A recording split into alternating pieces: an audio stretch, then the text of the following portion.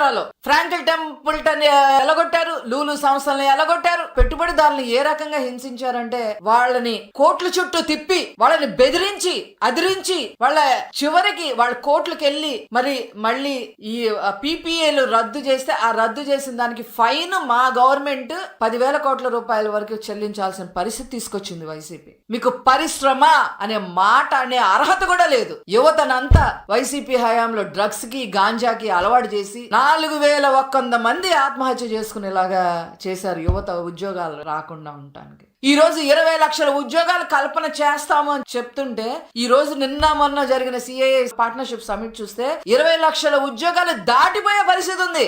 అది మా నాయకుల యొక్క చిత్తశుద్ధి అని అంటే. ఇక్కడ అమరావతి రాజధానిని లేకుండా చేసి ఆడవాళ్ళు ఉద్యమం చేస్తుంటే పైశాచిక ఆనందం పొంది 3 రాజధానుల పేరుతో 3 చెక్కలు చేసి ఈ ప్రాంతంలో ఇంతకు ముందు నారా చంద్రబాబు నాయుడు గారు 2014-19లో ముఖ్యమంత్రిగా ఉన్నప్పుడు సింగపూర్ గవర్నమెంట్ వాళ్ళు వచ్చి ఒక 1,500 ఎకరాలు స్టార్ట్అప్ కోసం 1,500 ఎకరాలు కేటాయించి వాళ్ళని ఆహ్వానిస్తే వైసీపీ గవర్నమెంట్ వచ్చిన తర్వాత వాళ్ళని సింగపూర్ వెళ్ళి వాళ్ళని బెదిరించి పోలీసులను పంపించి మీ సంగతి తెలుస్తామని చెప్పి వాళ్ళకై వాళ్ళు వెనక్కి వెళ్లిపోయేలాగా చేసిన హీన చరిత్ర ఈ జగన్మోహన్ రెడ్డిది. ఈ రోజు అమరావతిలో కేంద్రానికి సంబంధించిన సంస్థలు ఒక 100 వస్తే ఇన్ని యూనివర్సిటీలు నారా చంద్రబాబు నాయుడు గారి చొరవతో SRMT దగ్గర నుంచి ఇన్ని యూనివర్సిటీలు రావడమే కాకుండా ఈరోజు క్వాంటమ్ వ్యాలీ వస్తుంది. IIM వాళ్ళు, LNT వాళ్ళు వీళ్ళందరూ కూడా పూనుకొని ఒక క్వాంటమ్ సూపర్ కంప్యూటర్ సిస్టమ్ అది. ఆ క్వాంటమ్ వ్యాలీని